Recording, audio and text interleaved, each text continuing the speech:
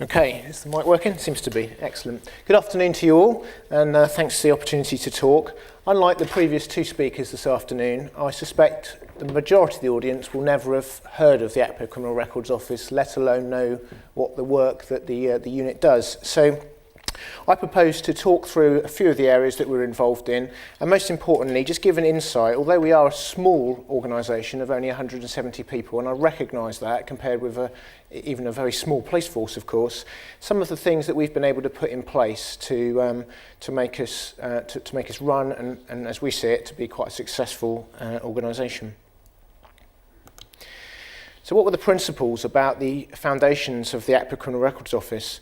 Well, you heard there about 2003 date, and that was some early work, something called the DNA and Fingerprint Project, which looked at introducing new forensic powers to the police forces of England and Wales.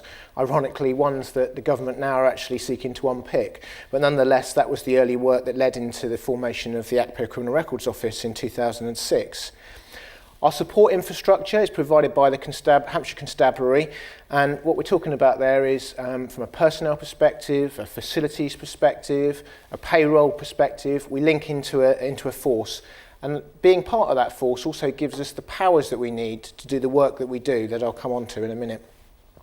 One of the things we were very keen to do was to create what we like to think of as a centre of excellence. And this was really to address what ACPO saw as a perceived gap around the management of criminal records, and indeed the retention of DNA and fingerprints associated with those criminal records. Really important and a pillar stone really to everything that we do.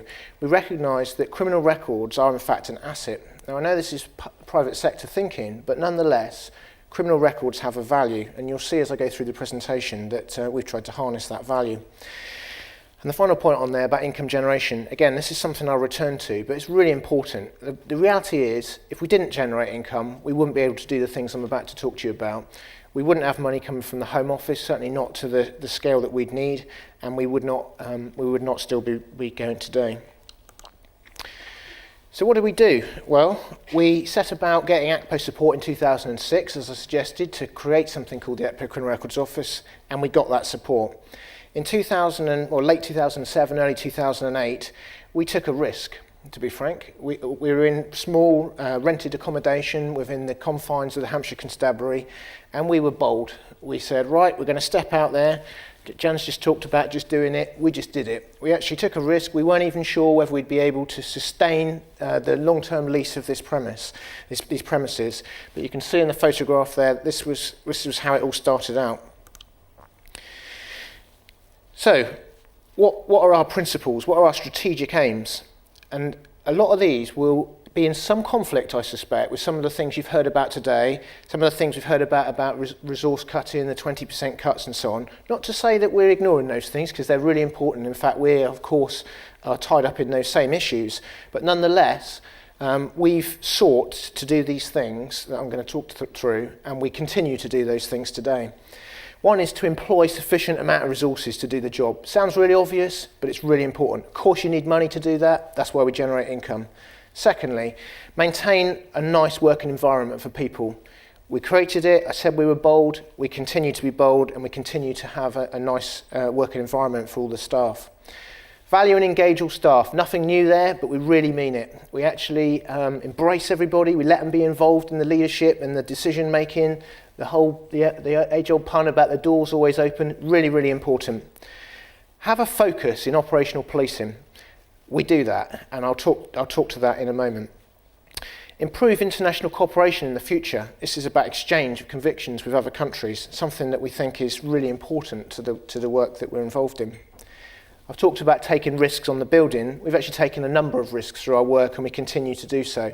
That becomes more challenging when you're in uncertain times, when you're not sure what organisation you're going to be part of in the future, where you're not sure whether someone's going to come along and take the money that you've generated, whether you're not sure whether the Home Office will continue to support you in some of its areas.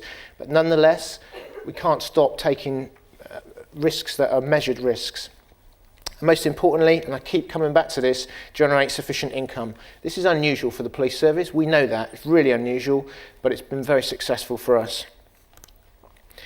So just very quickly, and I won't labour this, just to talk about the business areas that we have within ACPO. We have a generic area which we call the Bureau. This is very much process type work, and this is actually where the bulk of our income generation comes from. We produce police certificates for Australia, USA, Canada, New Zealand and South Africa. I'll come back to that in a moment.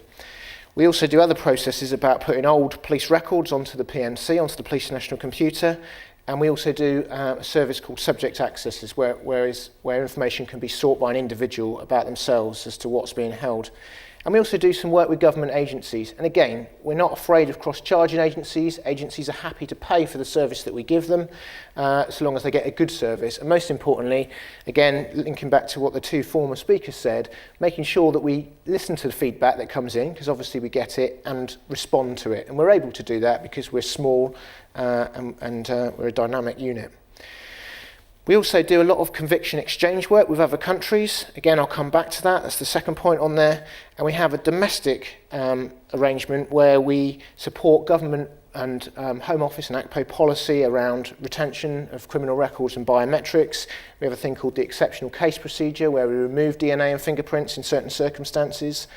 And we also have a facility to support high-level incidents or crises that emerge either from the Home Office or from ACPO. And these are things like some of you may have seen in the news in recent years. We've had some problems with DNA and the management of DNA. We've had certain data losses that we've become involved in, memory sticks that have gone missing. These things we sometimes turn to actually look and to investigate those offences or those occurrences. And we also have the business support structure that makes it all tick. What makes us work, the finance, the IT, the personnel, the media and the facilities. And we have a number of European Commission funded projects as well, which also support the things that we do. So let me just return to police certificates quickly. What's this all about? If you need a visa to go to one of the 5 countries that I mentioned, America, Australia, New Zealand, Canada or South Africa, the embassy or high commission may require you to get one of these police certificates as an individual. There's a legal gateway for us to actually access the information and provide it, and what we're really talking about is a background check on individuals seeking to go to those countries. There's clearly a demand, there always has been a demand, and what we've sought to do is actually plug that gap. We've improved the service from where it used to be, and I know I'm talking in vague terms, but people are interested, they can ask questions about this perhaps in the panel session, but we've significantly improved from where we were historically in the measures that used to be used to having a much more robust process for issuing people these police certificates. Volume wise, we're talking about 9,000 of these a month from all, not from each, that's in total from all those countries. And most importantly, we generate a small margin. And this is the bit that sits uncomfortably with some people, but it's really important because if you don't generate that small margin, you can't develop.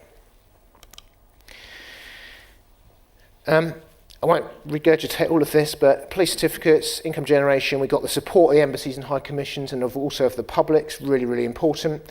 I mentioned subject access. And this is the interesting part of our organisation. Not everything's about income generation. So subject access, for instance, is just cost recovery. We don't make any money out of that. We don't make any margins out of it. And that's something we're able to do because actually we're generating that margin in other areas of our business. And we talked about reducing bureaucracy, and Jan mentioned in her presentation about some of the practical things that we can do. And one of the things we're keen to do in this area is actually centralise the service. So rather than it going from an individual that wants to know what convictions are held about him to a police force, from a police force to us to process the check, and then us to link up with the police force and talk to the applicant, it's all a bit of a nonsense. Send it to the centre, let us do the work, allow us that vicarious liability and on behalf of forces, and let us do the work. So that's something that we're developing now. We're about to run a pilot with 2 forces in the new year. Back record conversion, again another process function about putting the historic convictions that we still hold on microfiche onto the PNC. That's a bit disingenuous, the 5.2 million, that's the total figure. There's actually about only 1 million left to put on there, but nevertheless a sizable job. And wouldn't it be great if in this modern world, we talked about IT, we talked about joining things up, wouldn't it be great if we could actually put them all in one place? You'd think we would, 20, 30 years on from having this collection, but nonetheless we've still got these old records. And other agencies. We're now doing work with 28 different government agencies, and just to name a few, we're talking about the Borders Agency, the Gambling Commission, the Healthcare Commission, the RSPCA, the Prison Service, and most importantly, work with national non-police prosecuting agencies that are actually prosecuting people. They're non-police, but we're actually now making sure that we bring some consistency about entering those prosecutions onto the P&C. And again, we're able to do that because of the income generation aspect.